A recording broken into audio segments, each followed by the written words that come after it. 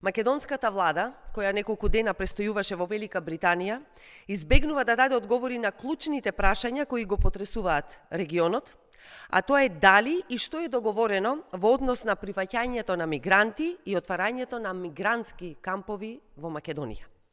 Според информациите кои ги имаме од Британија, но и оние кои јавно ги објавија реномирани британски медиуми, фокусот на средбите на британската влада било токму ова прашање, но од нашата влада нема ниту една точна информација. Ова почитување е јасен знак дека повторно на оваа тема нешто се крие. Мицкоски одбил да разговара на оваа тема со реномираниот медиум Times и вчера дал само штур одговор за македонската национална телевизија.